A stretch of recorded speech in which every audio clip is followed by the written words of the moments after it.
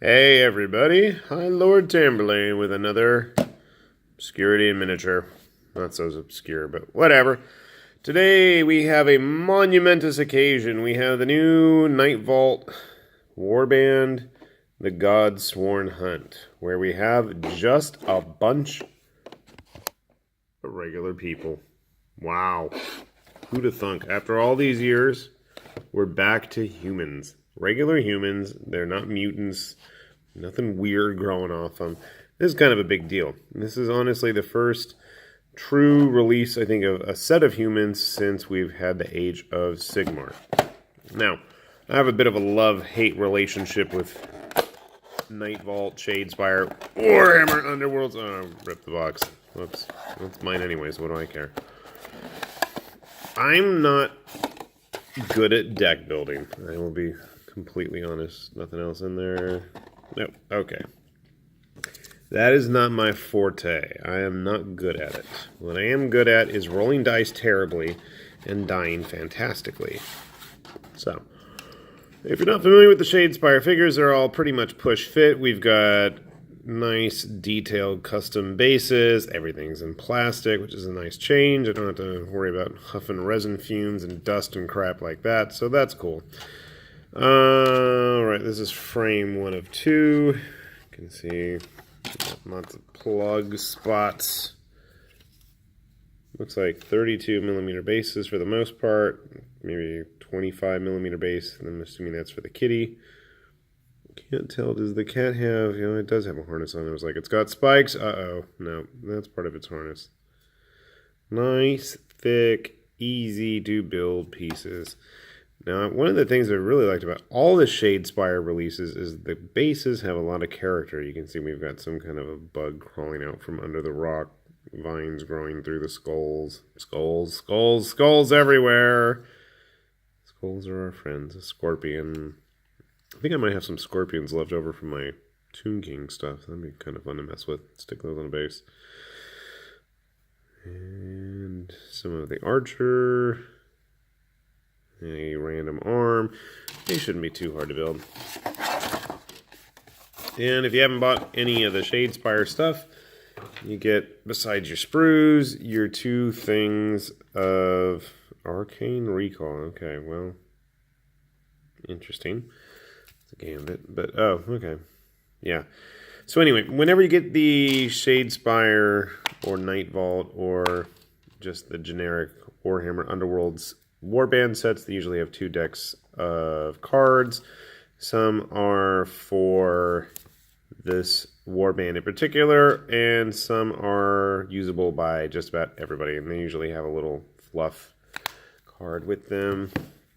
And then we have the directions. My Japanese is not as good as it should be when it comes to reading kanji. But as you can see, pretty quick and easy. Not a whole lot of parts. 2 or 3 parts for most figures, and that's about it. So, if they're that easy, you know what I'm going to do? I'm going to go put them together. So I'll be back in a sec after I grab my handy-dandy clippers and put them to the test. I'll be back. Alright. We got our pile of guys all done here. And you know what? Honestly, of all the warbands when they announced Season 2 of Warhammer Underworlds, the whole Night Vault thing, these guys at the time were my least interested group. I was like, oh wow, humans. Whoop-de-stinkin'-do, right? Well, you know what? On second thought, I'm really happy with them. Now, the first thing is, and this is an important one, if you're into collecting, Barbarians and you want to only do GW type figures, there is no CHAOS iconography that I can find on just about any of them. It's just skulls and cool looking metal throwbacks, mohawks, fabulous headdresses, skulls, more skulls, spikes everywhere, fur. I like this dude. He's going to be a fun one to paint.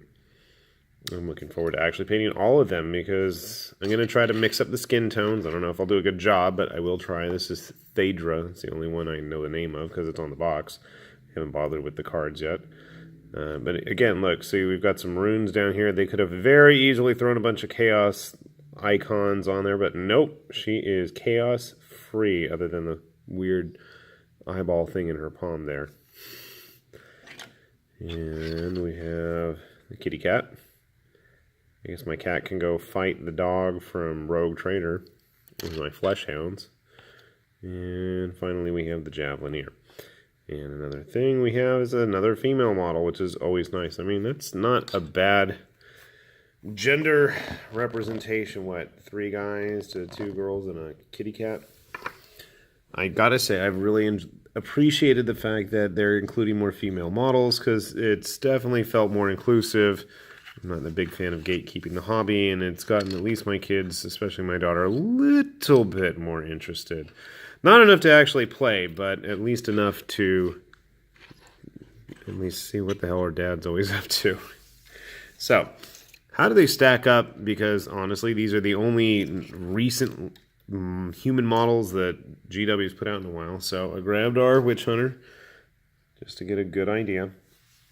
So you can see he's a little outnumbered and outsized there. Let's see if I can zoom it out a bit as well. We'll bust out some other guys. How do they stack up to the other Shadespire models? Whether you care or not, I will bust out the dwarves because they're painted and handy.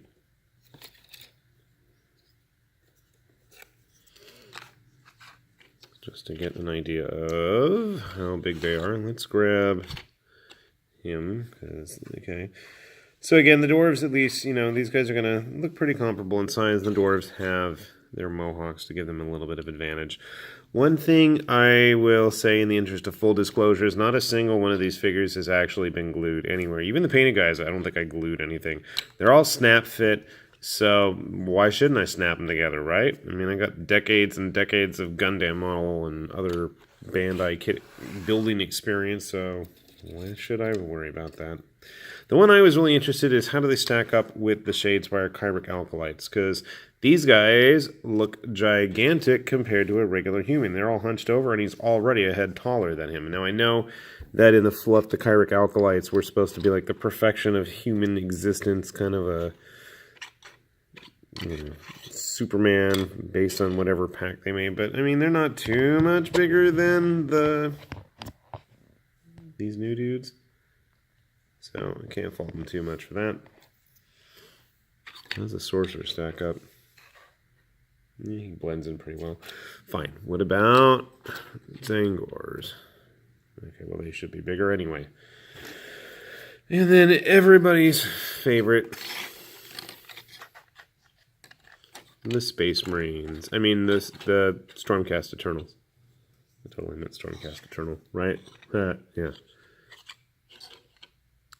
Interesting. I mean, they're pretty well proportioned in size to the Stormcast, and I thought the Stormcast were supposed to be big ol' honking dudes. The leader of the Forest Riders is, I guess.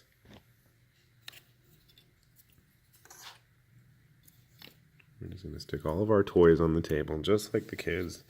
And I'm constantly yelling at them to pick up. Dad's going to do the same damn thing. So again, you can see that, you know, they fit in pretty well. One thing I've liked about modern GW is not everybody is the same height, and they're not all the size of gorilla-fied humans like Catachans. You can see there is a lot of not discrepancy, but dynamicism in terms of sizes of the models. Most of these models also were, I'd say, 1 or 2 pieces plus base. I think the most complicated was Mr. Headdress himself. He had 2 parts for the body, and then the third part was his head and this arm with the axe, and they all plugged in there. I like him. I have no idea if I'm going to follow the GW paint schemes or not.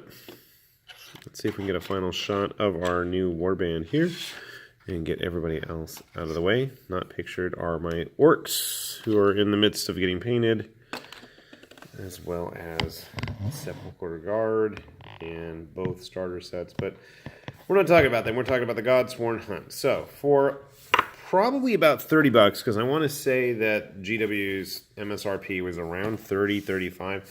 You could probably find these guys for close to 20 something if you get really lucky. Hopefully you do. I didn't, but I didn't care. And for, what, 5 figures and a pet? I mean, that's not too bad. Plus, you got all the cards and stuff associated with the game. So if you've got an opponent for Shadespire, you're in pretty good shape.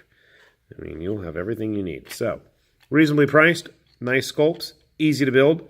Can't complain too much, other than the fact that I'm waiting for the rest of the army at this point.